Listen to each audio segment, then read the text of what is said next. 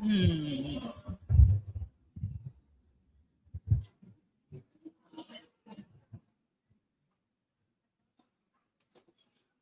Am I good to get started? Yeah. Wait. Go ahead. Okay, everyone. Good morning. Welcome. Wow, thank you all for being here. I feel so moved to be standing here right now as someone who, for the past few years, has sat in these chairs and admired all of the work that you're doing. So I'm going to be giving the opening remarks. I'm so happy that everyone's here. My name is Lisette Roman. I am the board president for OAESB, and I'm so honored to hold that position.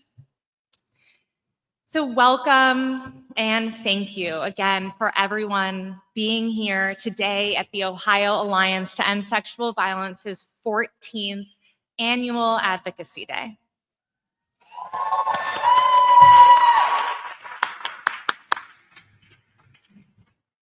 We recognize the many, many demands on your time, and we are so grateful that you've chosen to join us today in Columbus. Each year, we gather here at the Statehouse with a shared purpose: to advocate for survivor-centered policies and advance the priorities that are critical to rape crisis centers across our state. Advocacy Day is an opportunity to elevate the voices of survivors, to strengthen our collective impact, and to ensure that the systems intended to support healing and justice are responsive, effective, and equitable. As board president, I have the privilege of sharing with you the breadth and depth of the work across this state. Our annual report, available today, tells OAESV's story of advocacy and strategy. Over the past year, OAESV has provided hundreds of hours of training and technical assistance, helping to ensure that survivors can access essential resources, from legal advocacy to safe shelter. In fact, more than 9,000 nights of shelter were provided to survivors, and over 760 hours of free legal services helped survivors save more than $200,000 in costs.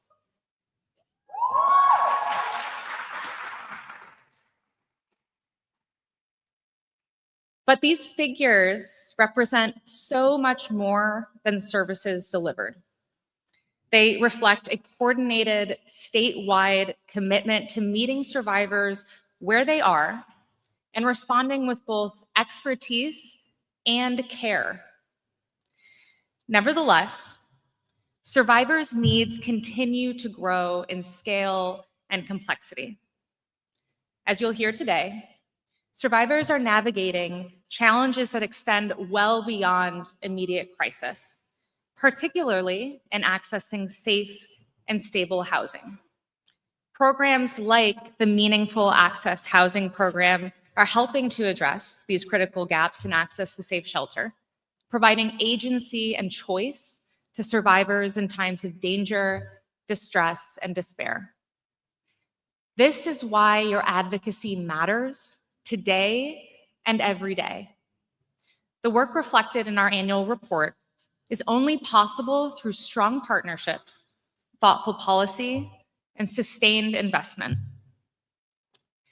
As board president, I am honored to be a part of the team that has committed to stewarding this momentous work with responsibility and integrity. Our board is honored to elevate survivors' voices and champion OAESV's mission. I'd like to ask the other board members in attendance to please stand. Thank you for your continued service and support.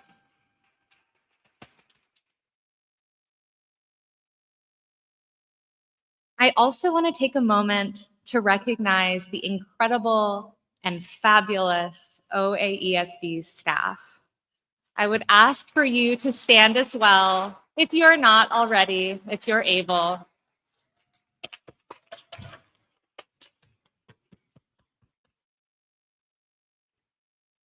The impact reflected in our annual report is possible because of your expertise, your leadership, and your unwavering commitment to survivors and to programs that you support and deliver across the state.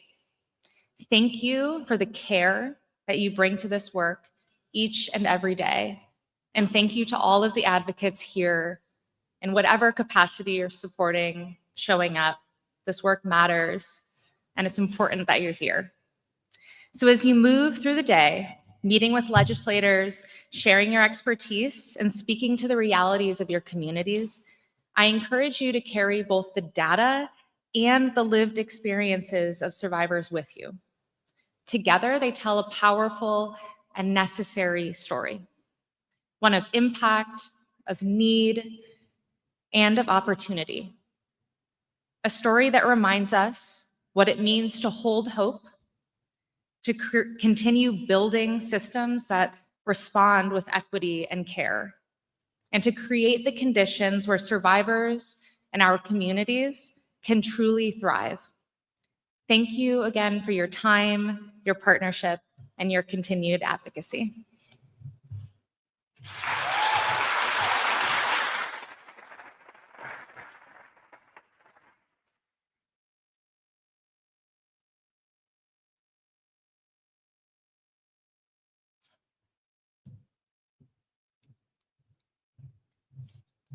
Hello, advocates. Give yourself a hand.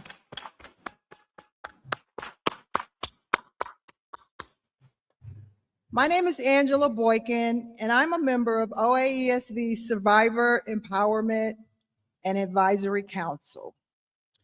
Thank you for being here today as we gather for a purpose that is both solemn and deeply hopeful.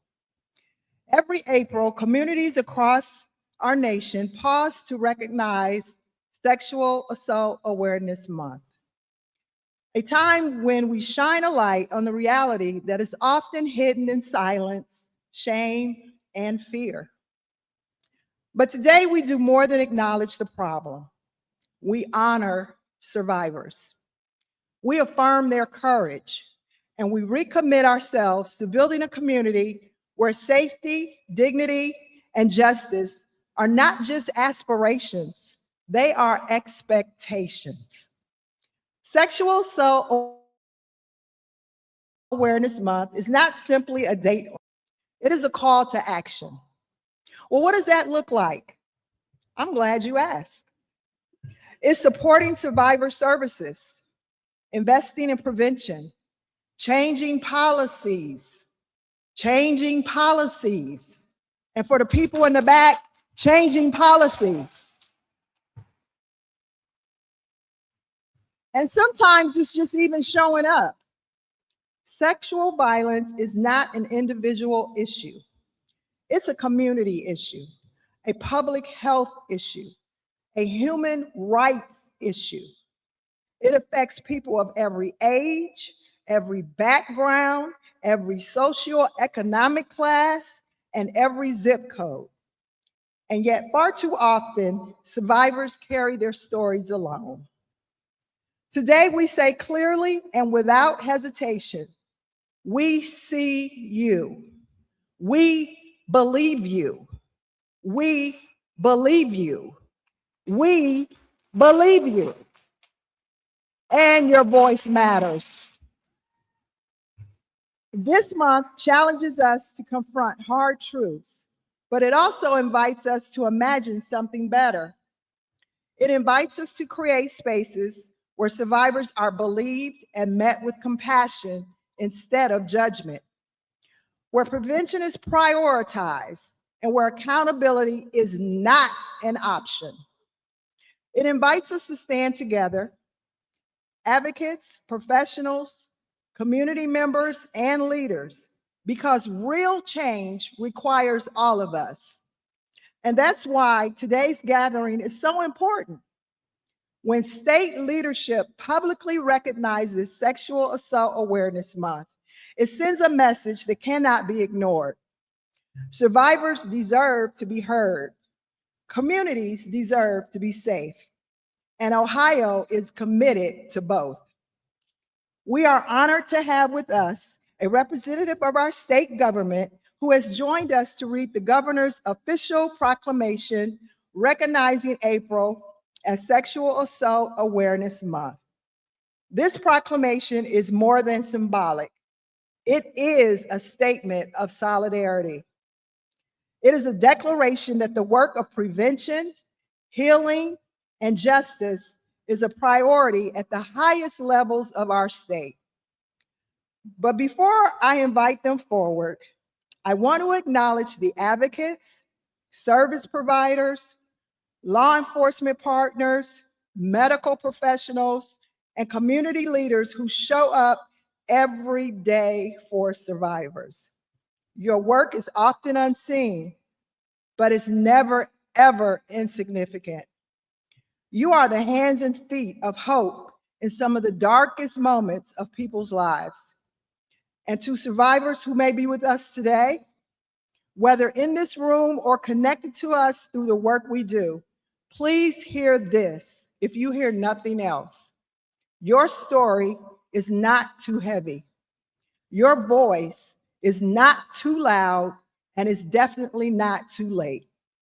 Your healing is not out of reach. We honor your strength and we commit ourselves to building systems worthy of your trust.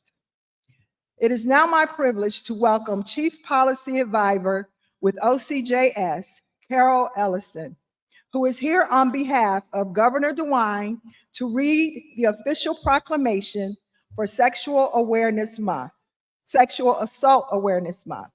We are grateful for her presence and for the leadership she represents. Please join me in welcoming Carol Ellison.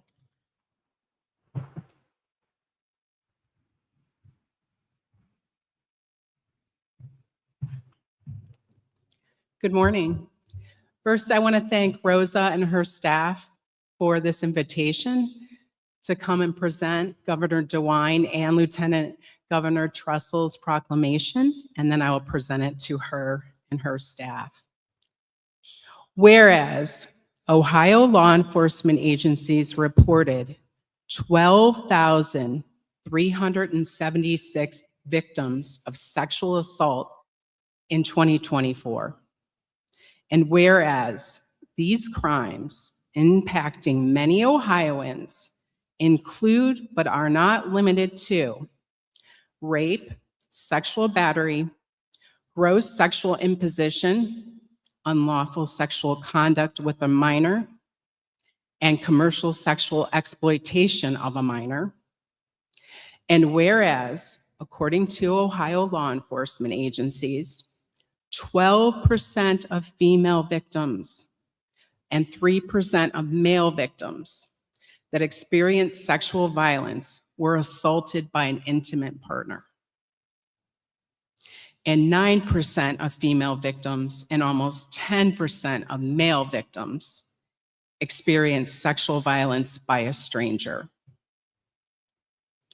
And whereas in Ohio, almost 78% of incidences with a female victim and 87% of instances with a male victim of sexual violence, the perpetrator was not an intimate partner, but someone else they knew, such as a friend or family member. And whereas in Ohio, during the 2023-24 school year, 1 in 10 high school girls and 1 in 20 high school boys reported experiencing sexual violence. And whereas 1 in 7 adults reported experiences of technologically facilitated sexual violence and abuse before they turned 18. And whereas for males, people with disabilities, the elderly, and same-sex survivors, the rate of sexual assault may be much larger due to underreporting. And whereas the crime of sexual assault exacts emotional, physical, psychological, and financial toll on victims and leaves their families, friends, coworkers, and entire communities feeling less secure. And whereas this month provides our state an opportunity to bring about awareness, intervention, prevention strategies that impact all sectors of our population, regardless of age, gender, race, ethnicity, and sexual orientation, when addressing the crime of sexual assault in our communities. Now, therefore, we, Mike DeWine and Jim Trussell, Governor and Lieutenant Governor of the state of Ohio, do hereby recognize April 2026 as Sexual Assault Awareness Month. And I want to present this to the Ohio Alliance to End Sexual Violence, and I want to thank you all, and I wish you well and success during your advocacy today. Thank you.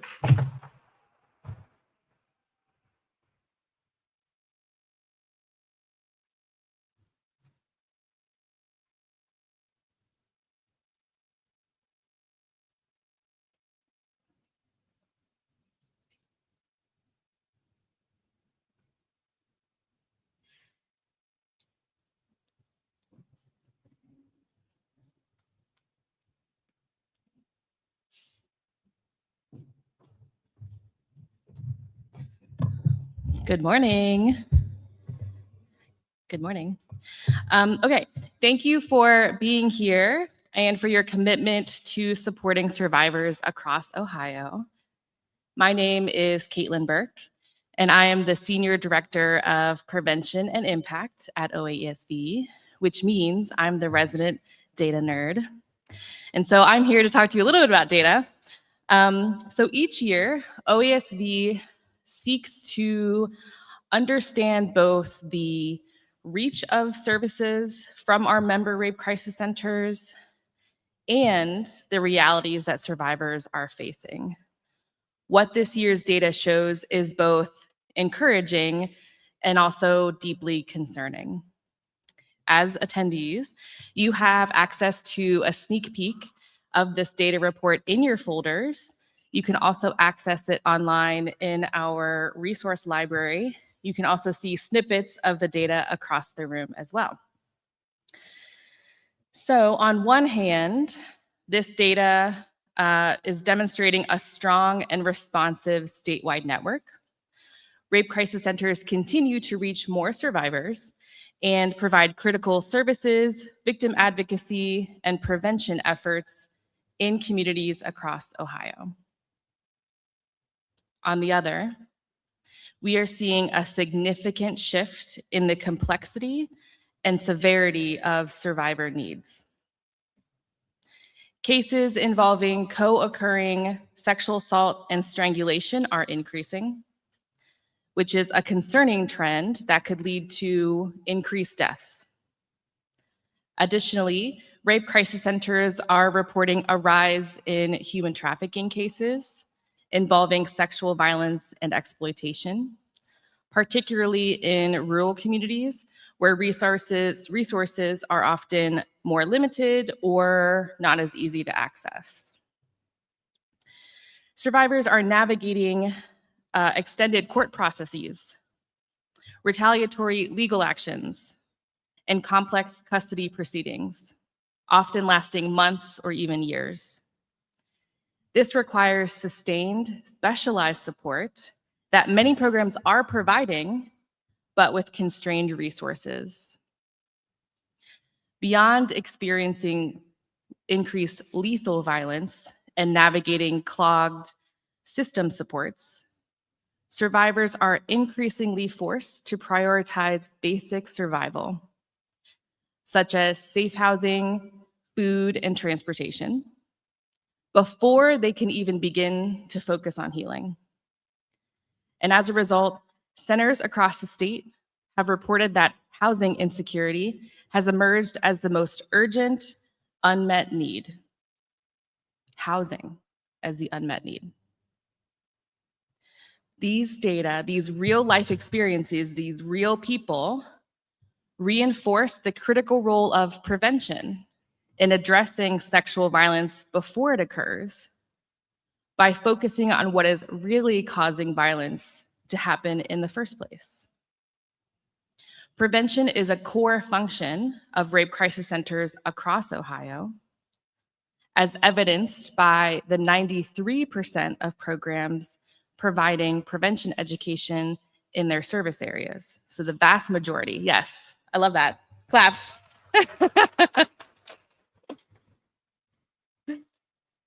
The majority of that education was concentrated in K-12 settings, which aligns with the passage of Aaron's Law in Ohio in 2023, which requires public schools to implement annual instruction on child sexual abuse and sexual violence prevention. You can also access our Aaron's Law toolkit on our resource table back there. This policy represents an important step forward in prioritizing prevention and equipping young people with the knowledge and skills to be safe and healthy people. However, Aaron's Law was enacted without dedicated funding. And so schools must rely on existing resources or community-based providers, most often rape crisis centers, to meet these requirements. And while rape crisis centers have long been leaders in prevention, they have not been resourced to deliver services at this expanded scale. So meeting this increased demand often requires programs to stretch already limited capacity or deprioritize best practices. This means programs have less time, money, and staff to focus on the reasons why survivors are experiencing the increased violence and reduced access to basic needs that I talked about earlier. We can't focus on prevention, meaning we can't focus on why people aren't getting housing. These trends tell us something important. The needs of survivors and the systems that support them are evolving. To meet this moment, increased investment is essential for rape crisis programs. If we are serious about preventing sexual violence, that investment must include prevention. That means, yes, thank you.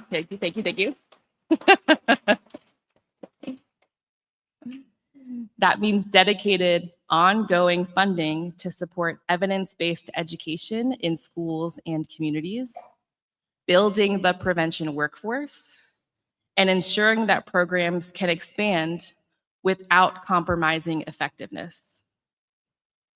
So with all of that, I am happy to introduce our next speaker, Lindsay Lamp from New Directions, to share more about the impact of prevention at the local level in 2025.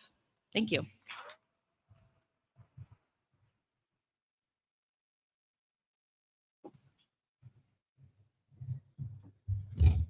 Good morning. My name is Lindsay Lamp, and I serve as the Executive Director at New Directions, where we provide services in Knox County. It's an honor to be here today, alongside so many of you who are committed to supporting survivors and preventing sexual violence across Ohio. At New Directions, prevention is a core part of our mission. While we're here to respond to survivors in times of crisis, we're also equally committed to preventing harm before it occurs by building safer communities, strengthening knowledge, and promoting healthy relationships. We're here today together because this is more than a moment. It is a movement rooted in prevention, possibility, and the belief that change begins long before crisis. Like each of your programs, at New Directions, prevention programming is where hope takes root. It lives in classrooms where young people are learning what respect, boundaries, and healthy relationships truly look like. It grows in conversations that challenge harmful norms, replaced with empathy, accountability, and connection. It shows up when students recognize their worth and when a peer speaks up, when a community begins to understand what violence is not inevitable, it is preventable. Our prevention work is about building a future where fewer survivors need our crisis services because we have invested in stopping harm before it starts. It's about equipping youth, families, educators, and community members with knowledge and courage to create safer, healthier communities for everyone. Because of this commitment, we're not only envisioning change, we're actively creating it every day through investment, community-centered prevention services. In 2025, New Directions Prevention Team reached approximately 3,600 individuals through preventative education, with 2,600 youth and almost 1,000 adults. We delivered 164 programs in prevention, and with that, 66 of those were 4-day programs throughout Knox County school districts. We partnered with 13 of our schools in our 6 school districts and 2 of our local colleges and countless community organizations. Much of this work took place in the K-12 schools, like Caitlin was saying in her speech, where we were helping young people build a foundation rooted in respect, communication, boundaries, and personal responsibility. Through this work, they are learning how to be active bystanders, recognizing their role in shaping safe environments, both in their school and outside their school, and how to step into the best version of themselves by leaning into their strengths and the impact they have on others. With the implementation of Aaron's Law in Ohio, we continued to strengthen our partnerships and collaborations with Knox County schools. We provided evidence-based prevention education in these schools. We're proud to support this effort and help ensure students receive developmentally appropriate, thoughtful, meaningful education on sexual violence prevention. But beyond the numbers, what stands out most is our impact on the students. A student sat quietly in the back of the classroom the first day New Directions facilitators walked in. They didn't say much, didn't make much eye contact, and they kept their hoodie pulled tight. During the first few days, the conversations focused on respect, boundaries, and the ways to engage in healthy relationships with yourself and others. Like many students, they listened more than they spoke. But we know this is often where change begins. When students start to listen, take in a new perspective, and quietly begin to recognize the difference between healthy and unhealthy behaviors. And before they are even ready, maybe to name it out loud. On the last day of the presentation, students break out into groups. They create proactive posters presenting and representing what they've learned throughout the week. That same quiet student volunteered to present.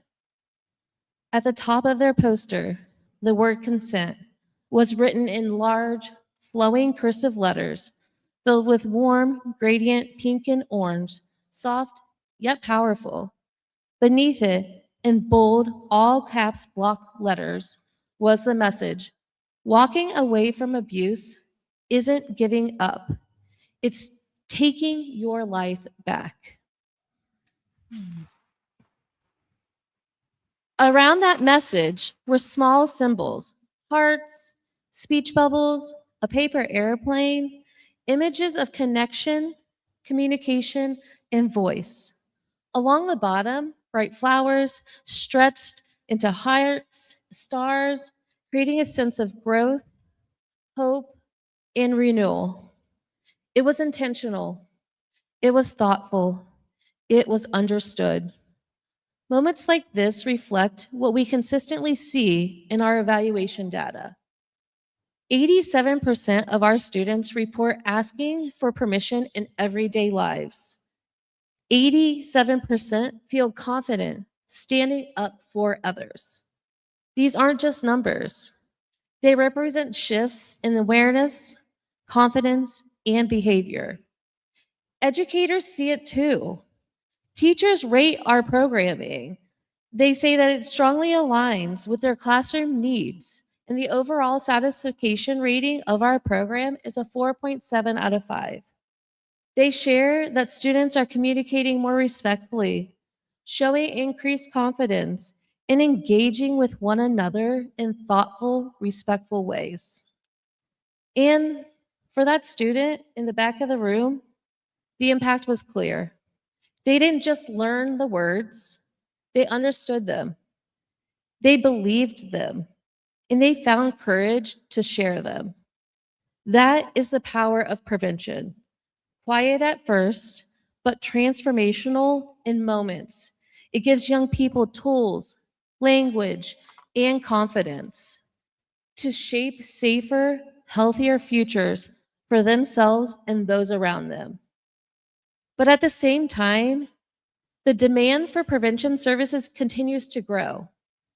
As more schools and communities seek the education, centers like ours are working hard to meet that need. Prevention teams like ours are in schools for 4 to 5 days a week for 3 to 4 weeks of the month, showing up consistently, building relationships, and delivering program that we know is making a difference. And still, the need continues to outpace our capacity. There are more classrooms, college campus groups, organizations, and community groups requesting prevention programming than we are able to serve. Each request represents an opportunity for impact, a classroom of students ready to learn, a group ready to engage, and a community ready to grow. Yet, we have to make the difficult decision to prioritize and at times say no. This is both the challenge and the opportunity of prevention work. The impact is clear, the demand is growing, and with increased support, the reach and the change we can create can grow alongside it. Prevention is one of the most effective ways to reduce sexual violence in the long term.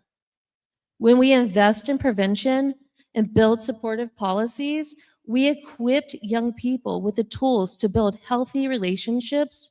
We reduce the likelihood of harm before it happens, and we strengthen entire communities. But prevention cannot be underfunded. Sustained, dedicated funding is essential to ensure that programs like ours can continue and expand this work. It is an investment in people, our skilled prevention professionals who are the experts in the field. They are in schools, communities every day, creating space for honest conversations, building trust, and guiding young people towards safer, healthier choices. Their work is consistent, intentional, and grounded in expertise, yet the growing demand continues to stretch capacity. At the same time, it is essential that we recognize their impact and their value in this movement. Prevention staff are shaping culture, influencing norms, and creating ripple effects that extend far beyond the classroom or presentations. They're doing it daily, intentional work of building safer communities, often in ways that are not always visible, but are deeply felt. They show up in classrooms day after day, holding space for difficult conversations, responding with care, guiding young people to understand accountability and connection. Their presence creates consistency. Their expertise creates impact. Investing in prevention means investing in the people who carry it forward. It means recognizing their work is essential, not supplemental, and ensuring they have the support, resources, and capacity to meet the growing demand, because their expertise is not only valuable, but it's foundational in creating the change that we need. We are proud of the impact we've made, but we know there's more to be done. With the right support, we can continue expanding the work, reaching our classrooms, our campuses, and our communities so that prevention is not the exception, but the expectation. Together, we can build a safer community across Ohio where prevention is prioritized, young people are equipped to lead with respect and accountability, and where fewer individuals experience sexual violence in the first place. Thank you.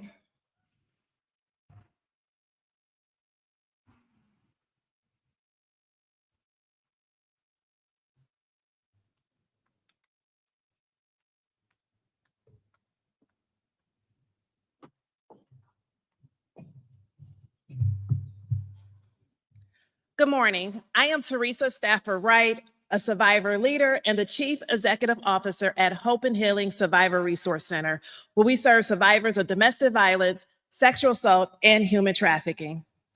Rosa, thank you for your continued leadership. You and your team provided invaluable service to the Rape Crisis Center programs across the state of Ohio so we can do the work that we need to do for survivors.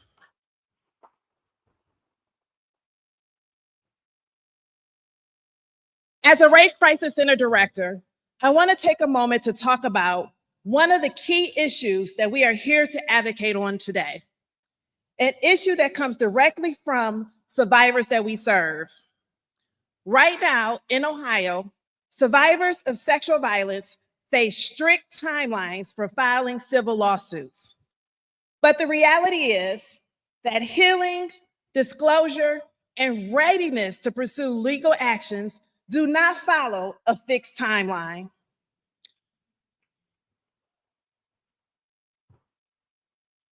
The legislative proposal highlighted by OAESV helps us to address this gap in a very practical and common sense way. Specifically, this proposal would extend the civil statute of limitations for survivors of sexual violence to 5 years. This matters because criminal cases can often take years to resolve. During that time, survivors are often deeply engaged into the criminal justice system process, doing what they're supposed to be doing, working with prosecutors, preparing for court, and navigating an incredibly demanding and oftentimes re-traumatizing system. Under current law, a survivor could lose their opportunity to pursue a civil case simply because they chose to, and often are told to, pursue the criminal process first.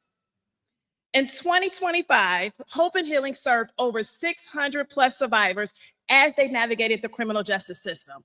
This proposal will ensure that future survivors that we engage with and that your programs engage with will have the opportunity to not have to pick between a criminal case and a civil case where they're seeking criminal accountability and civil justice.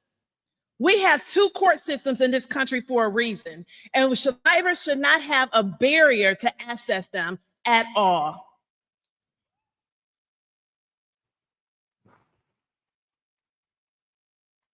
I am beyond grateful for the leadership behind this effort. It is my honor to introduce to you all one of the sponsors of this important legislation, Senator Nikki Antonio. Before I read what I was given, Senator Nikki Antonio has been a fierce advocate for survivors in the state of Ohio for over 25 plus years. He has put forth common sense legislation time and time again. Senator Nikki Antonio serves as a minority leader in the Ohio Senate, representing District 23. First elected to the Senate in 2018, she previously spent 8 years in the Ohio House and served 5 years on Lakewood City Council. She has also worked as an educator, nonprofit leader, and a professor. Throughout her time at the Statehouse Antonio has championed legislation for women's and workers' rights, LGBTQ plus equality, healthcare, and criminal justice systems reforms, as well as addiction and recovery policy solutions. She has passed landmark laws on adoption records, step therapy reform, and protections for pregnant inmates. Antonio holds an MPA and a BS in education from Cleveland State University, where she was named as Distinguished Alumni and was a Bowhead Fellow at Harvard Kennedy School. She lives with her wife, Jean, and they are the proud mothers of 2 adult daughters. Please welcome Senator Antonio.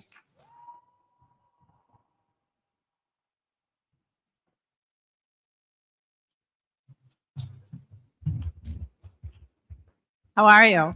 Gonna make me cry. It's so good to be with you, especially in these times, in this place, right now. I'm gonna go off script a little. I have a personal practice that I remind myself of all the time, that each and every one of us are exactly where we need to be, doing what we need to be doing.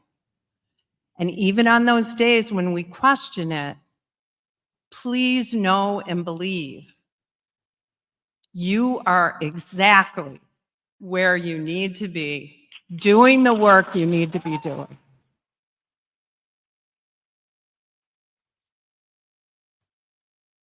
Thank you so much, Ohio Alliance to End Sexual Violence, for being here today with us. Your work today is so important. Rose, thank you so much for always being, and your team for working so strongly and so strategically and so compassionately, because this is hard work, but important work. My name is Nikki J. Antonio, and I am honored to serve as the Senate Democratic leader and also the senator for District 23. Shout out to my friends from the greater Cleveland area that I see here.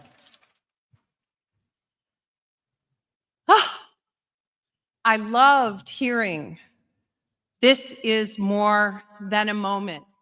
It's a movement. And that couldn't be truer right now. Couldn't mean more to so many of us right now. I have been working on legislation, as was mentioned, with Senator Manning, who extends his greetings. He's in committee this morning, actually chairing the committee, Judiciary, where I just gave sponsor testimony on the bill that will change the statute of limitations for civil from 1 year to 5 years.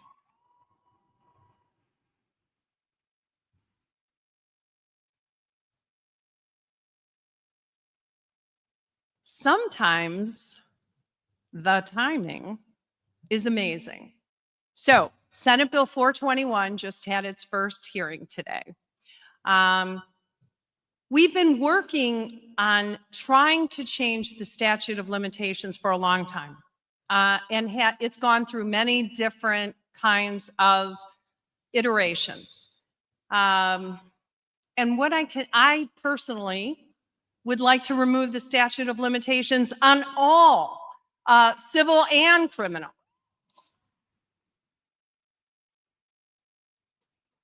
However, not only are these challenging times, but in challenging times, we have to also be pragmatic if we want to get things done. And I know all of you as well as I want to get things done. And so this bill is a pragmatic way forward that will really help survivors. It was interesting, they asked me the question in committee this morning, is Ohio the worst state when it comes to, let me finish, Ohio's a good state for a lot of things, I'll just say. But they asked, is it the worst state when it comes to the statute of limitations for civil cases? And my wonderful staff very quickly found the answer for me.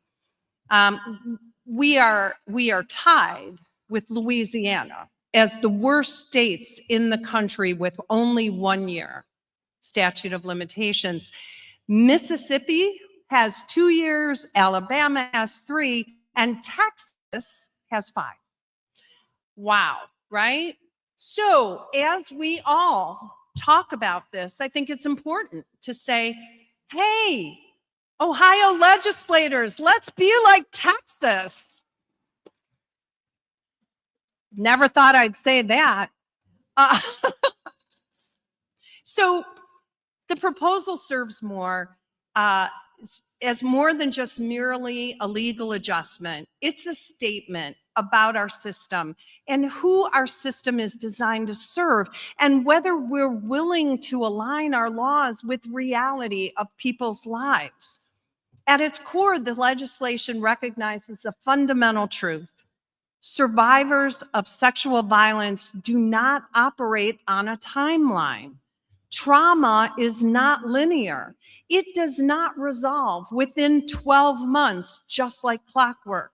As you all may very well know, for many survivors, the immediate aftermath of an assault is marked by shock, confusion, fear, denial, profound psychological distress. Not everyone is ready to speak. For some, it may not be safe, especially when we consider an overwhelming majority of assaults are committed by people known to the survivor. And many simply can't process what's happened to them within such a narrow window. By maintaining a 1-year statute of limitations, we're not creating efficiency, we're creating exclusion. We are effectively telling survivors, if you can't come forward quickly enough, your access to justice just expired. That is not a trauma-informed system. That is an arbitrary barrier, and that is not acceptable.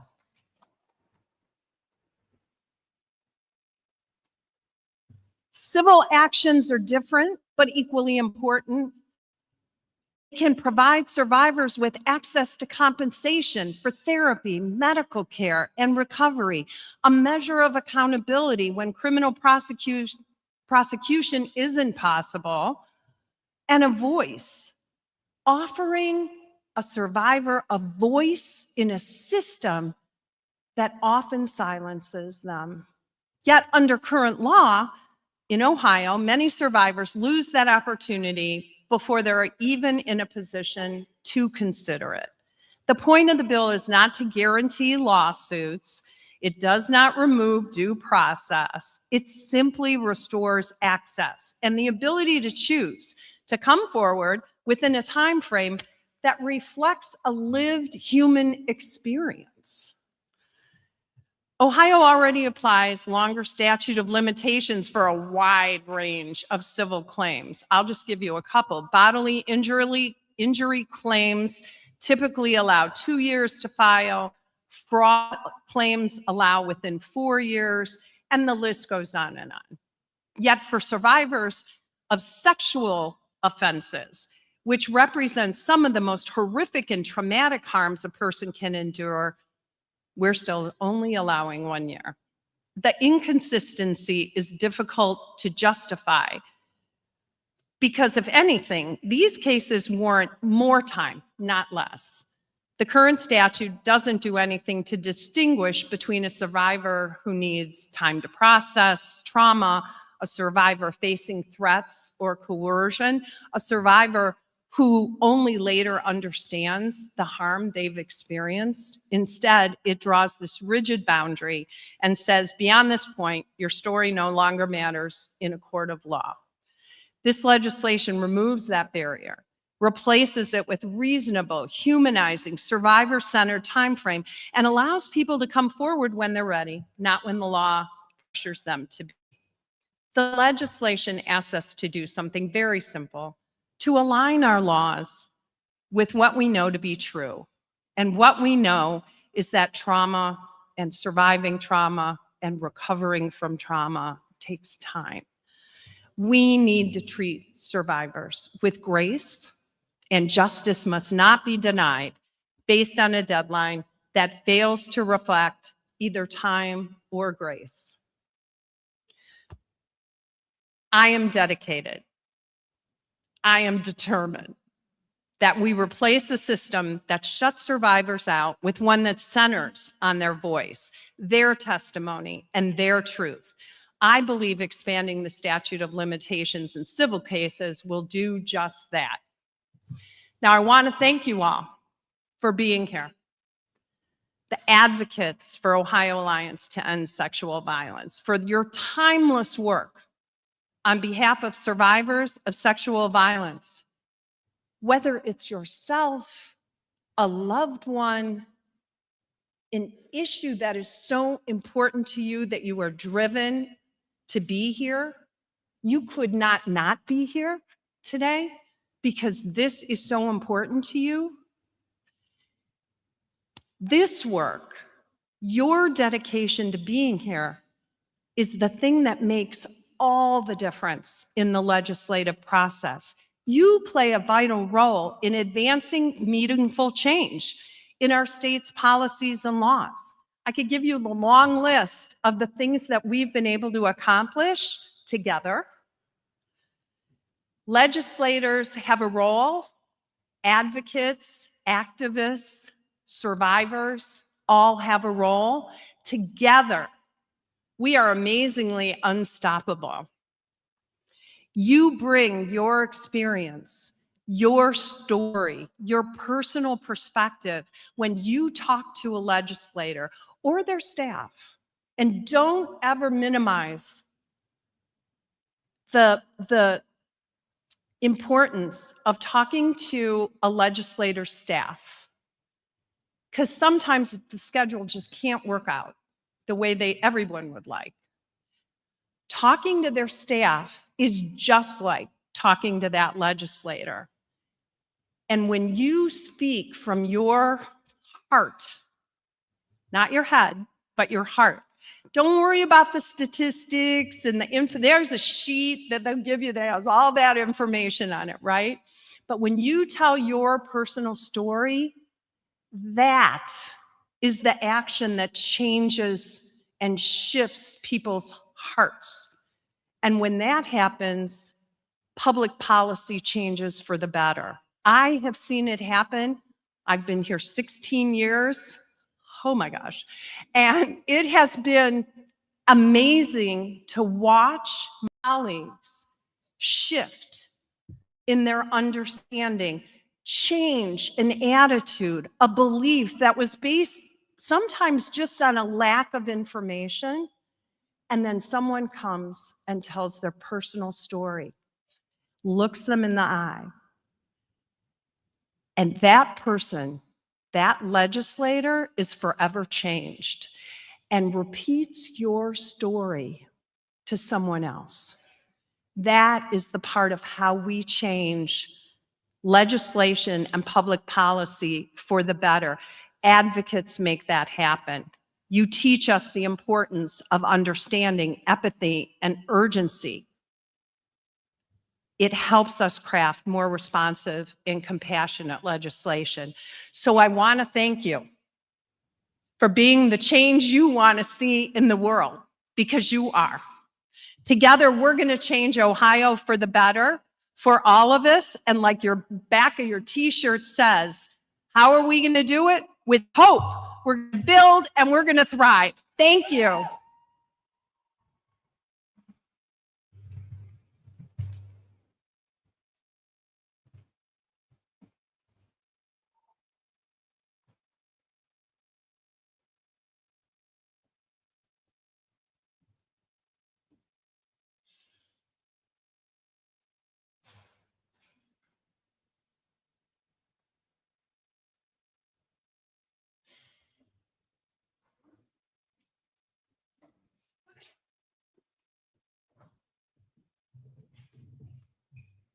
Good morning.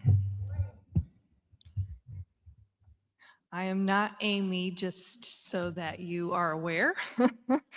My name is Becca Peckinpah, and I am the Day 1 Director with Crime Victim Services, serving Allen and Putnam counties. We believe survivors. If you didn't hear it earlier, we believe survivors. We believe in their self-determination, their decision-making, for what is best and how they proceed with disclosure, participation in services, and healing activities. It is our belief that survivors can tell their story how, when, and where they want to tell their story. Ms. Ahrens stated in a 2006 paper on being silenced, the impact of negative social reactions on the disclosure of rape. To speak and be heard is to have power over one's life. To be silenced is to have that power denied. NDAs, or non-disclosure agreements, are often presented as standard legal tools, but in cases of sexual abuse, they can silence survivors in ways that are deeply harmful. For survivors of child sexual abuse in particular, these agreements can prevent them from speaking about what happened, limit their ability to seek support or share their experience, and in some cases, prevent information from reaching law enforcement or others who could have helped stop ongoing harm. This not only impacts individual survivors of abuse to remain hidden and shields abusers and institutions from accountability. We know children may not report sexual abuse until years later, many reporting in their adult years due to the feelings of shame and blame, confusion with abuse by known perpetrators, and the interruption of trauma to development. When these barriers already exist, a purposeful agreement to silence a survivor's story is an atrocity. House Bill 723 takes an important step to address this and prohibits the use of non-disclosure or confidentiality agreements that prevent someone from reporting or discussing sexual abuse of a child. In the past year, our agency served 402 child survivors and family members. Adding restrictions to these children and their family would only compound the harm they are already experiencing. House Bill 723 ensures that no agreement can stand in the way of sharing the truth. And it reinforces something we know to be true. Silence should never be a condition to resolve or settle cases involving sexual abuse. We are grateful for the leadership of Representative Miller and Representative Klopfenstein for advancing this important legislation. So it is my honor to get to introduce them this morning. State Representative Melanie Miller is serving her second term in the Ohio House of Representatives. She represents the 67th House District, which includes all of Ashland County and the western portion of Medina County. Representative Miller is the chair of the House Arts, Athletics, and Tourism Committee for the 136th General Assembly. She is also serving on the Health, Technology and Innovation, and Children and Human Services Committee. Melanie currently serves as the Executive Director of the Ashland Pregnancy Care Center, an organization that provides compassionate care and life-affirming options to women in the greater Ashland County area who are facing unexpected pregnancies. Under Melanie's leadership, APCC was honored as the 2018 Health and Medical Services Organization of the Year by the Ashland Area Chamber of Commerce and voted by the committee as the 2018 through 2021 and 2023 Best Nonprofit in Ashland County. Representative Miller and her husband Matt have been married for 18 years, and he currently serves as the mayor of the city of Ashland. And State Representative Roy Klopfenstein is currently serving his second term in the Ohio House of Representatives. He represents the 82nd House District, serving the people of Paulding, Putnam, and Van Wert counties and the southern portion of Defiance County. He has been married to his wife, Deborah, for more than 44 years. They have been blessed with 4 sons, Andrew, Evan, Gary, and Matthew, 2 daughter-in-laws, Brianna and Mary, and 6 terrific grandchildren. A special thank you to Representative Klopfenstein, who represents a portion of our service area in Northwest Ohio, for being one of the sponsors of this bill. And also, I grew up in Ashland County, so I don't want to say it has anything to do with me, but I'm just kidding. Thank you to our representatives. Please join me on the stage.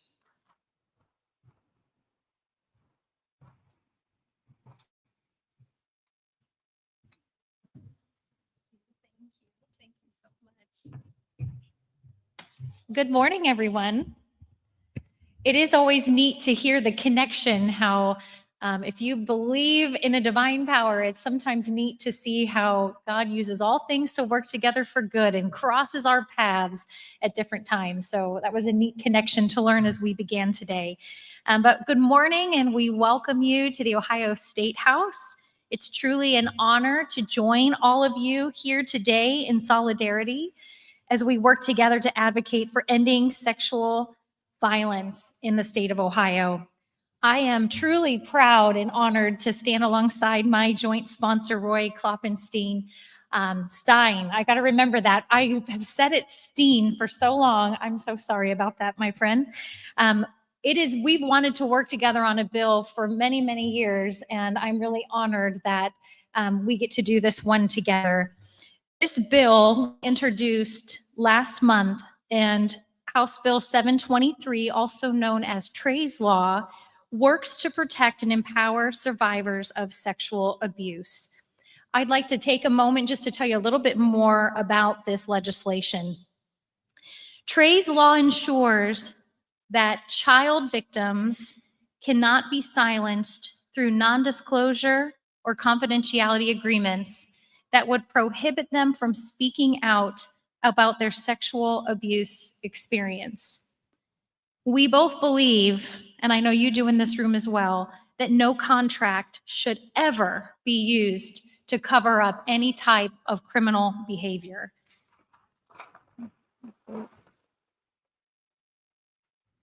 In fact, Representative Klopfenstein and I, we are not experts in this area, and we both were talking in the wings over here, sharing that, you are the experts in this space.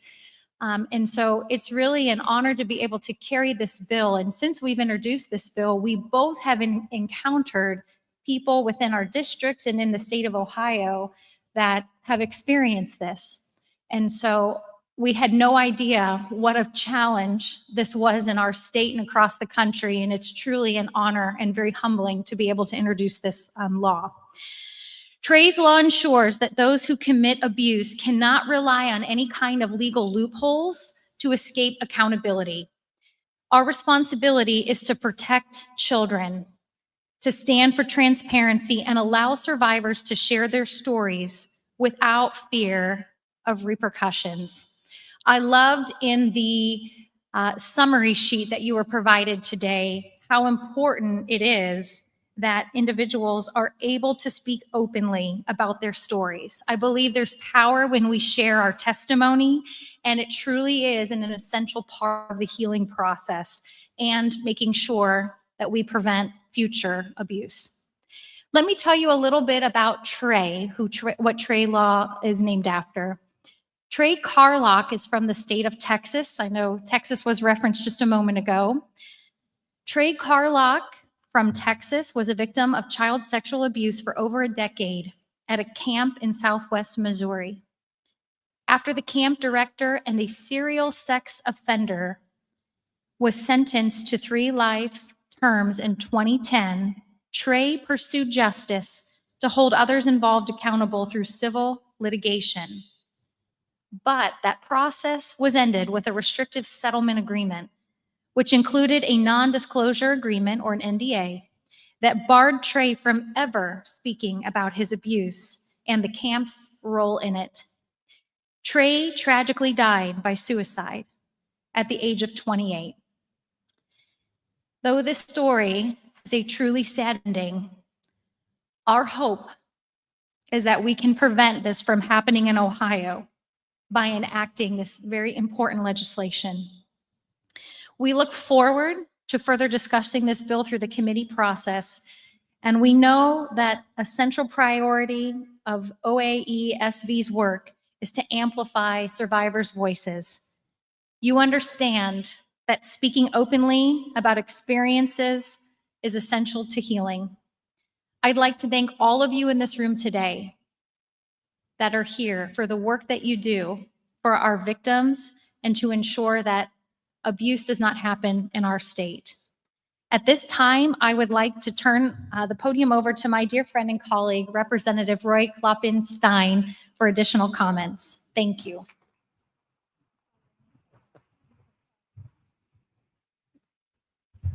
Thank you and good morning. As I listen to Melanie, but I wanted to share with you maybe the process of what brought us to here today to speak a little about this bill. And it's interesting, in my notes, I had written down on the top one word, and it was hope. And one of the earlier speakers mentioned hopeful. So when I started down this road, how did this process happen? And it happened the way good government is supposed to work, which is refreshing. I had a constituent reach out to me, and he forwarded a link to the Sean Ryan Show podcast. I have never heard of Sean Ryan.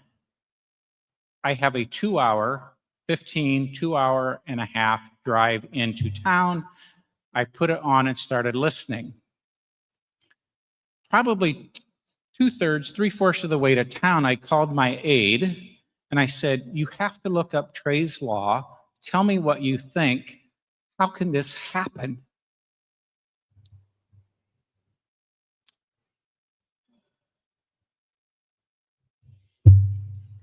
Society has a role in taking care of our people, especially our children.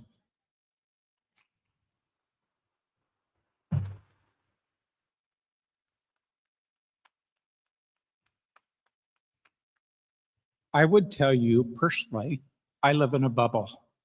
I'm in a rural area. And before I come here, if someone would have shared this with me, I would have said, "Oh, really?"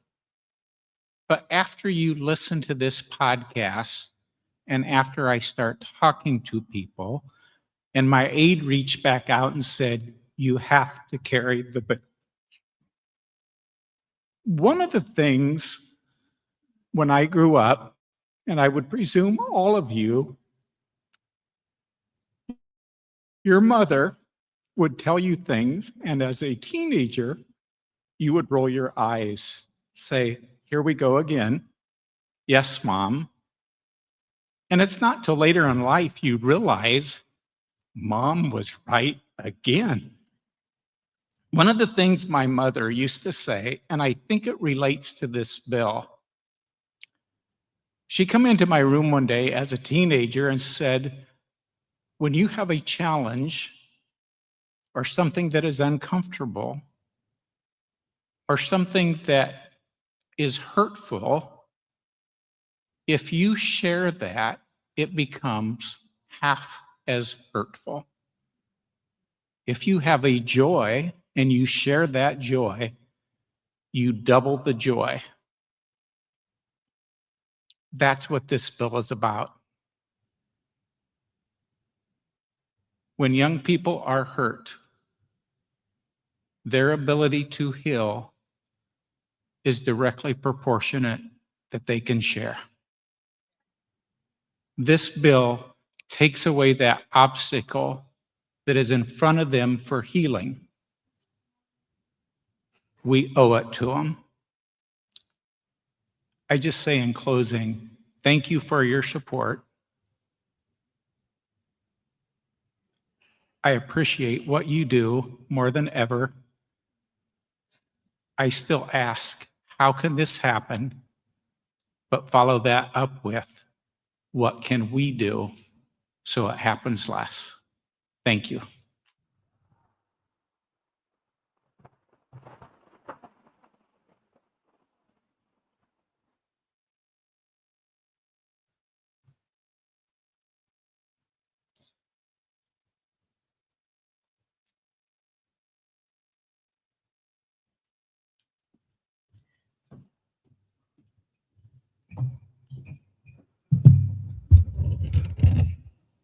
Good morning. My name is Amy Blazer. I'm the Chief Operations Officer at Women Helping Women. We are a dual-serving agency that serves 5 counties in Southwest Ohio. Every day we work directly with survivors of sexual violence. For many survivors, safety is not just about leaving a harmful situation. It's about having somewhere safe to go next, a place to turn into their home. Too often, survivors of sexual violence are forced to remain in unsafe living situations because they cannot afford to break a lease or because they are unable to secure immediate safety measures like simple lock changes. At the local level, we hear from survivors who are making impossible choices between their safety and their financial stability, choices they should never have to make. The legislative priority highlighted today by OASV would make 2 critical changes. First, it would allow survivors of sexual violence and domestic violence to terminate a lease early without a penalty when they need to leave for their safety. Second, it would also allow survivors to request and obtain a lock change, ensuring that the person who caused harm no longer has access to their home. Without options like these, survivors may stay in dangerous environments longer than they should. They could face financial penalties or eviction just for trying to protect themselves. Furthermore, they can become homeless or enter unstable housing situations, further exposing them to trauma. OASV hopes to shift these realities by promoting practical, common sense protections that remove barriers to safety and give survivors more control over their living situations. In our local community, we are seeing this issue play out firsthand. In the past year, our agency has served over 9,200 survivors, and 30% of those survivors identified housing as a primary need to establish safety. We assisted over 645 survivors through over $495,000 in emergency housing or relocation support. Yes, you should. It's awesome. We also referred an additional 1,900 survivors to more than 20 partners, state coalitions, and local community resources for emergency housing and relocation support. And if you're like me and you don't do math well, that's over 4,000 survivors. So nearly 50% of our survivors are asking for help. We've seen an increase in survivors needing to leave housing situations quickly due to extreme risks for harm involving strangulation and sexual violence. One survivor shared that they stayed in an unsafe situation because they couldn't afford to break their lease and they were not able to have utilities turned on in their name, creating even more barriers to relocating. Can you imagine that your Duke bill is the barrier to your safety? These are not isolated situations to our region or our agency. They're happening across our state every day. At its core, this legislative proposal is about removing barriers and creating options. It recognizes that safety should never come with financial penalties, and that survivors deserve the ability to make decisions that protect well-being. Survivors have already had choice taken from them. This is a beginning to building a bridge back to choice and control in their own lives and safety. Women Helping Women is grateful for the leadership behind this effort to strengthen protections for survivors in Ohio. Earlier, we introduced and heard from Representative Miller. It is now my honor to introduce Representative Grimm, who is another champion for this important initiative. State Representative Michelle Grimm is serving her second term in the Ohio House, representing House District 43, which encompasses part of Lucas County. Michelle is fighting for an Ohio where all our families can thrive, from championing economic development and infrastructure investment to fighting to fully and fairly fund our public schools. Michelle stands up for our priorities and delivers on our community's most crucial needs. Dr. Grimm is a graduate of the University of Toledo with a bachelor's degree in Women and Gender Studies and a master's degree in Public Health, and earned her doctorate in Law and Policy from Northeastern University. She currently lives in Toledo with her husband. Gonna bring up So Representative Grimm, everybody.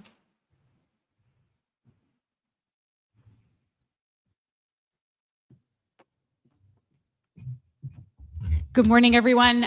Thank you all for being here. I'm going to take this off. Good morning, everyone. Thank you all for being here. The challenge of being short. This space is not new to me. If y'all, I think some of you know this, but I used to be an advocate at my local rape crisis center when I lived in. So I'm originally from Ashland, and when I turned 18, I became a rape crisis advocate. I went once a week down in this basement at the Appleseed Mental Health Center to work on the phone line, answering phone calls. So this space is not new to me. This is actually how I got started. And it's been a real honor for me to work on this bill with Representative Miller.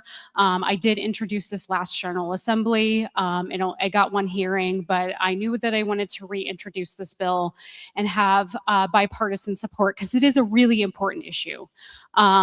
It's something that I've heard is an issue that I heard in my rape crisis days with DV advocates, with you all, and really the most dangerous time in someone's trying to get away is when they're trying to leave. And so this is a really important bill for domestic violence survivors, rape survivors, sexual assault survivors, because we need to make sure that there is a safe way to get away. And breaking a lease is a huge barrier for people. And so I am really honored to work on this bill. The legislation is pending. I think that's all in your packets. We are working on the finishing touches. We plan to introduce it before the deadline where we can get our first hearing this General Assembly, and then hopefully really push, if we can't get it through this time, next General Assembly, to really push for this because it is very important. And 41 other states have some type of provision around this. And so it is our goal to make sure that we see this through and empower survivors to leave when they feel safe. When it's safe to leave and not have the burden of release. So thank you so much. I'm going to pass it on to Representative Miller. And yeah, thank you all. Thank you all for being here.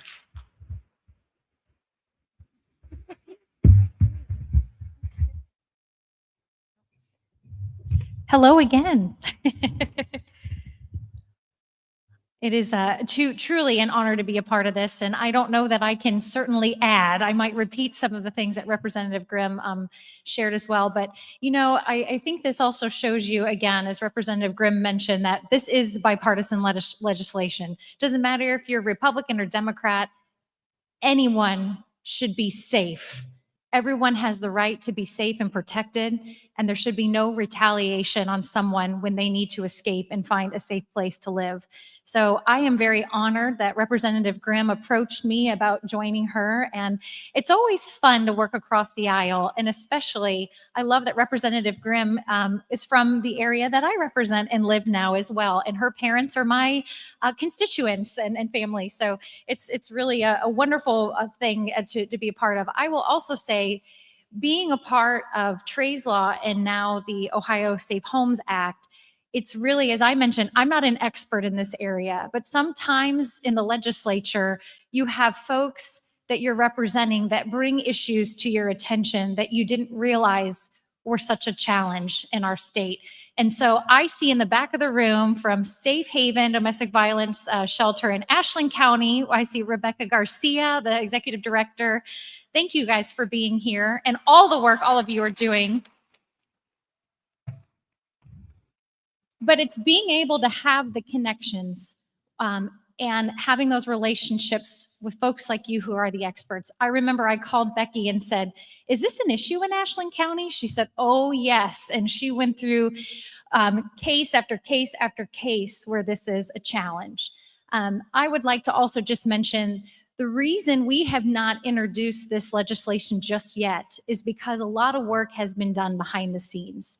It's so important to do good legislation that you get all of the people at the table and start talking about, you know, those in the real estate, the rental management property industry, to talk about how this is going to impact them, those that are championing and protecting victims of domestic violence and sexual assault. It was important to get all those people together, and we've been doing that for months now. In fact, do you know what number draft we're on? Are we at like -10 or something like that? Yeah. So it just shows you we don't just draft something and introduce it. There's been a lot of hard work behind the scenes so that it is the best legislation forward for Ohio. I think it's powerful to see also that 41 states have legislation like this already enacted, and we're hoping that Ohio will be next. But it's been an encouragement for this process to be so collaborative. It truly has. I think a lot of the realtors as well want men and women to be safe and want to find a solution to where legally they are able to be protected to break that lease without there to be any penalty for a victim needing to find a safe place. So I'm not going to get into all the details because Representative Grimm did a wonderful job explaining it, but I simply just want to say thank you. Thank you to everyone here today for your advocacy and support as we work together to end sexual violence in Ohio. And I also want to commend the work, too, of the Ohio Alliance to End Sexual Violence for your commitment to serving survivors and victims.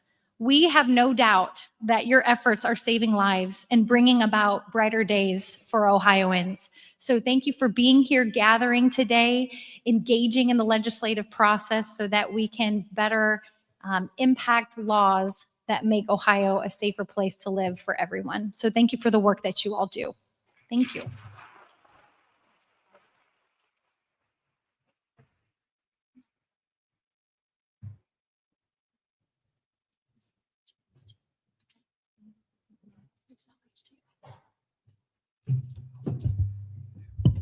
Good morning, everyone. I like to think that I need no introduction for most of you, but I will do one instead. I want to note, this is not my awards presentation. That will be later. No. Good morning. I'm Emily Gamar. I'm the Policy and Comms Director with Ohio Alliance to End Sexual Violence. And I am really honored today to be recognizing the work of two of our wonderful legislative partners who have been working on the Ohio Safe Homes Act proposal. I want to note that I believe it was in March 2023, House Bill 143, the previous iteration of this bill, was introduced, and OAESV was an early and ardent supporter of that legislation. We're here again today because we obviously weren't able to get that passed in 2023, but I then went to a national sexual assault conference and I was provided with a book at a housing law workshop of the 41 states that have housing laws that explicitly protect victims and survivors. And Ohio was one of the few states that had none of those proposals in law. And then OAESV's housing programming kicked off with our wonderful Jasmine at the helm. Shout out to Jasmine. And as an organization, OAESV kept learning more and more and more about the emerging housing needs that are specific to sexual violence survivors, many of whom do not have recourse or options, the same that other survivors of violence have. So I want to present our 2026 Voice for Change Awards to Representative Miller and Representative Grimm, not only for their leadership on this bill, but for their partnership. We say often at OAESV, there is power and strength in the collective, and they are both representative of the collective and partnership it takes. So thank you.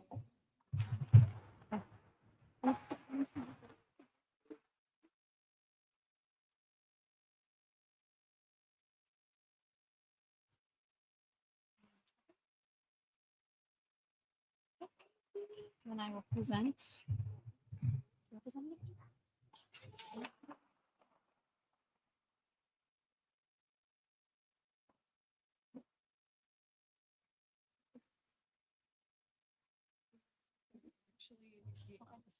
Thank you.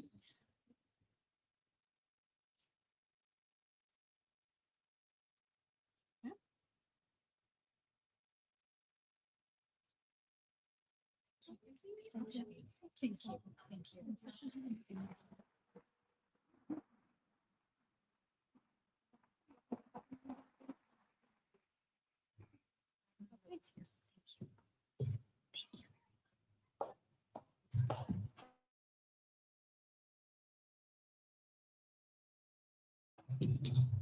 You may have noticed on your schedule that we have everyone to remain in place. I want to say that my colleague Lori is up top. Can you see Lori? I'm going to come down off stage and we are going to pose for a large room picture.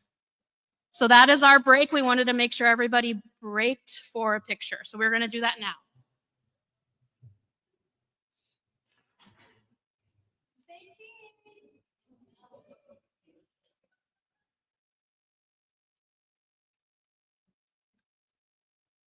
Thank you.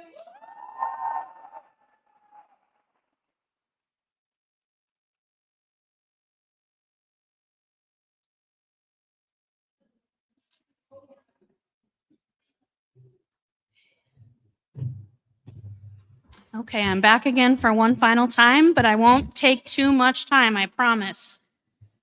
So I want to thank you all for taking the time to come down to Columbus today and join us for our 14th Annual Advocacy Day. I think I say this every year, but this event that's put on by OAESV is really made because of all of you for coming and showing up and being advocates for survivors. Many of you will be speaking with your lawmakers this afternoon. We've scheduled 99 legislative meetings.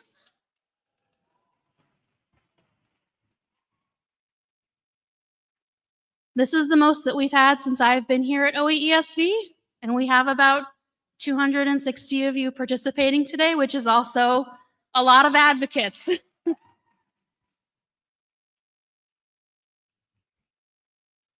And behind that number is each and every one of you with your experiences, your expertise.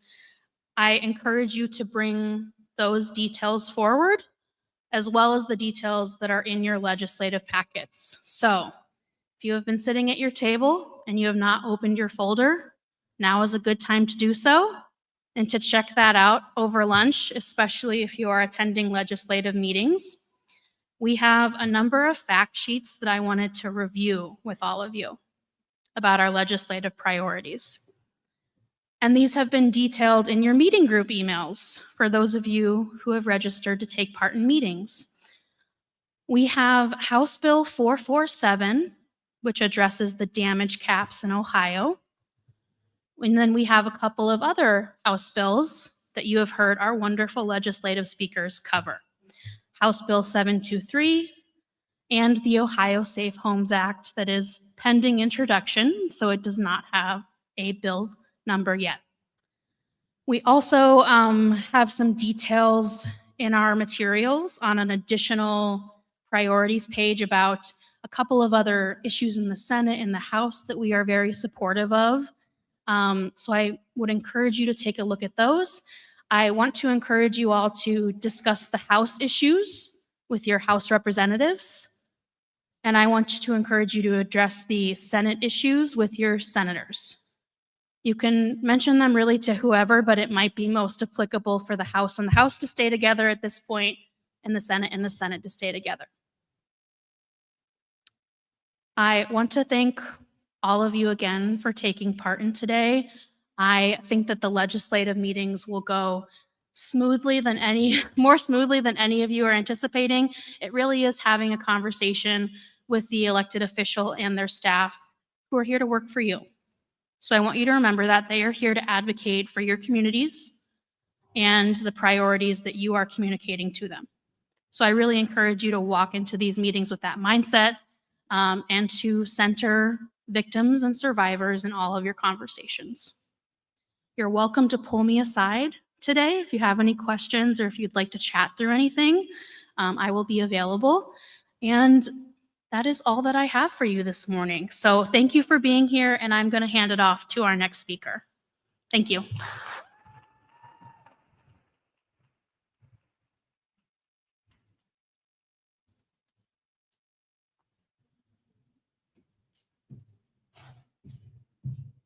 Hello, everyone. Can I get another round of applause for Emily?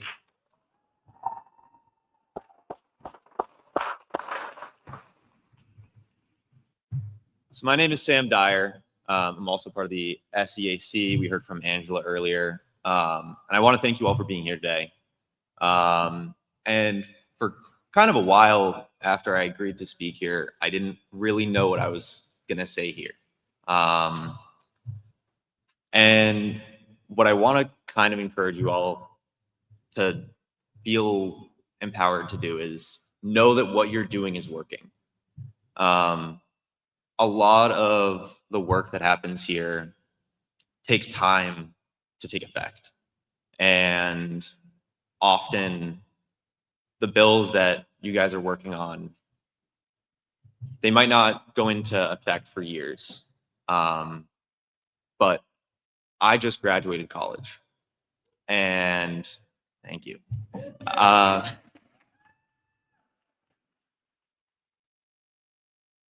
And a lot of the culture issues that get talked about when it comes to sexual violence in college, I have seen a rapid change in the way that college students approach sexual violence.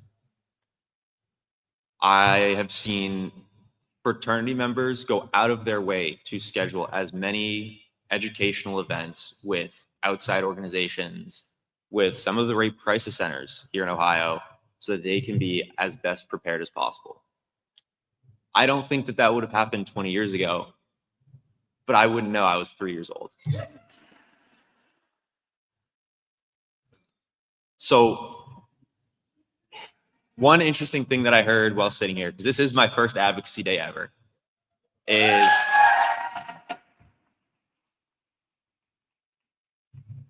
Representative Grimm worked at one of the helplines when she was 18, and now she's a representative.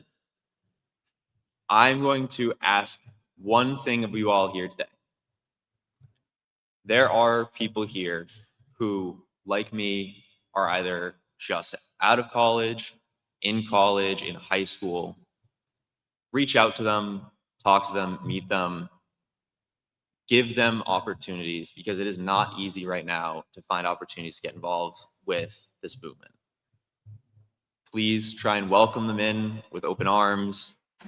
A lot of young people have a lot of interest in what the OASV does, which all of your organizations do.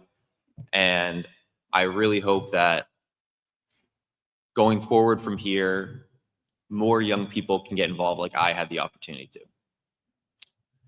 Now, I know we're coming up on the 11:30 deadline, and the star speaker is coming up after me. So if I can leave you guys all with just one thing, it's just know that the work you are doing is working. It's having an effect, and I'm going to encourage all of you to, even when it feels like wheels are turning and nothing's happening, keep going, and just know that the young people in this state are feeling the effects of the work that you do today, and we thank you for it. Thank you.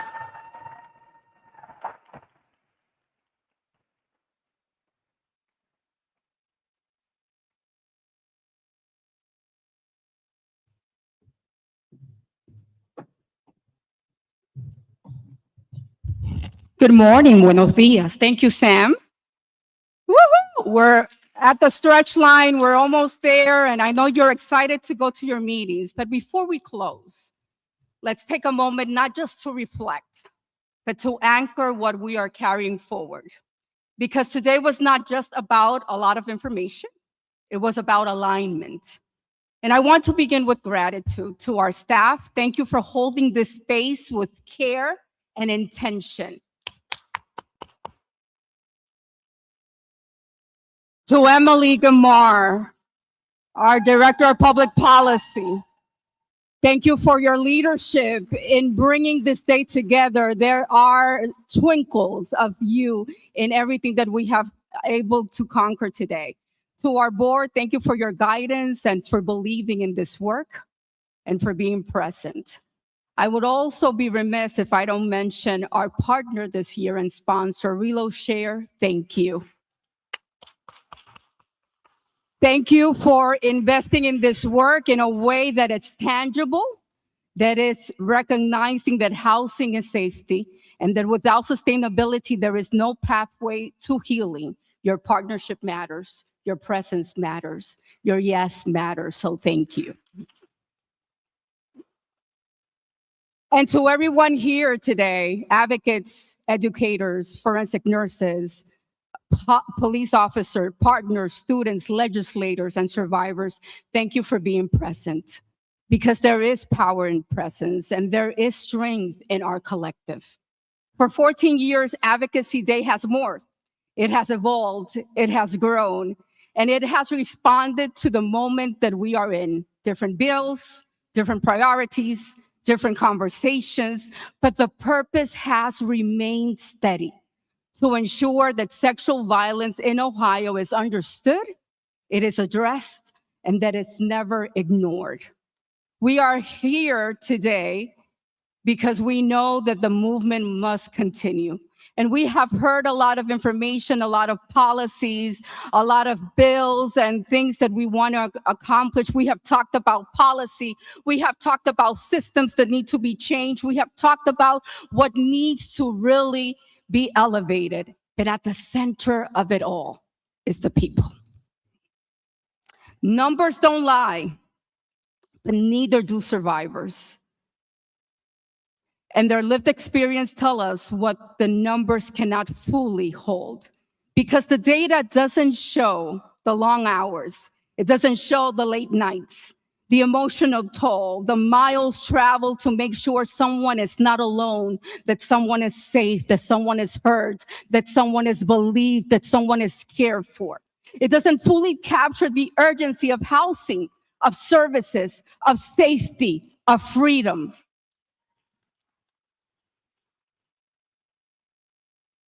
And what we are seeing across Ohio is clear. The needs of survivors are not decreasing. They are becoming more complex. A survivor is reaching out for help every 26 minutes. Advocates are present in hospitals every 20 hours out of every 24 hours a day. Through prevention, we have reached tens of thousands across the state. That is not small. That is sustained. That is collective work. That is our work. And that kind of work doesn't happen in isolation. It happens because People decide, they decide to show up, and they decide that they will never look away. Now that we are about to walk into those meetings with legislators and their aides, and every meeting, even if it's in the hallway, even if you're not meeting with the legislator, it is an important meeting. And let me tell you once again, for those of you that are here for the first time, don't be discouraged because you're not meeting the legislator and you're actually talking to the aide. Little secret, they have the power. The aides are important and more important even than your legislator. They have the ears of the legislator every single day. So make sure that they are taking notes, that they are engaged, that they have your business card, that they are understanding the issues and that you are elevating that. You are walking into those meetings and ensuring that what you have heard today is being carried with you. You don't need the perfect words. You do not need to have every answer to every question that they might have. But what you carry, your perspective, your experience, your commitment, that matters. Because advocacy is not abstract. It is direct, it is personal, and right now it is necessary, a time as this. And let's be honest about the moment that we are in. Across the country, from Minneapolis to right here in Ohio, we are seeing attempts to roll things back, to create barriers, to silent voices, to make this work harder than it already is. But let me say this clearly and unapologetically. The moment is now, and we are not leaving.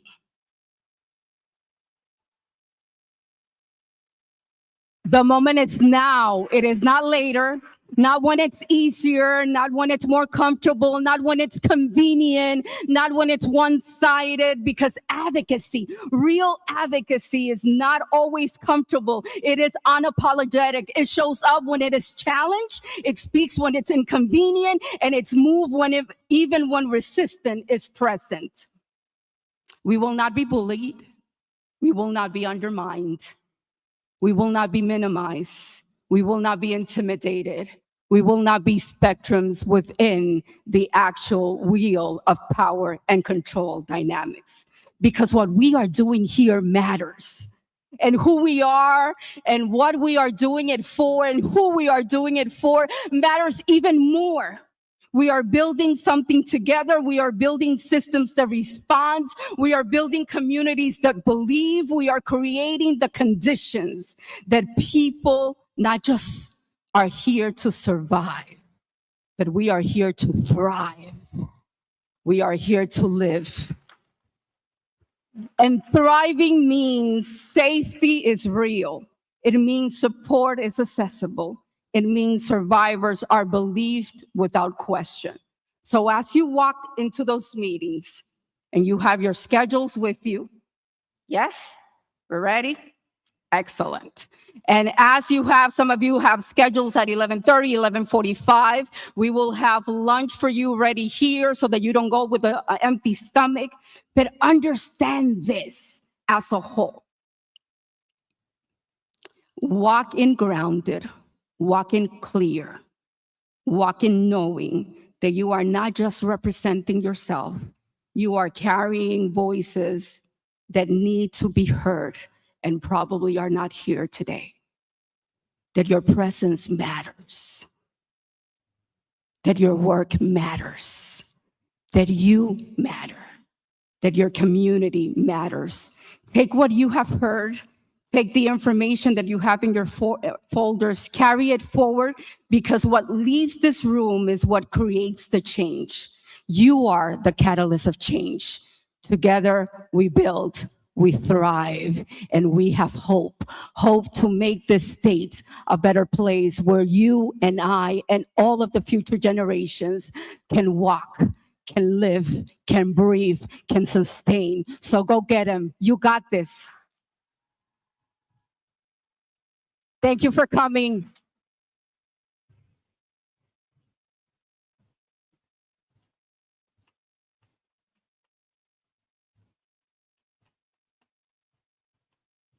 Hi, everyone. Thank you so much. I just wanted to give a super brief announcement.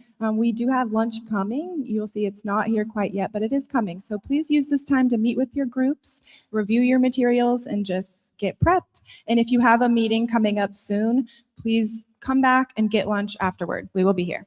Thank you.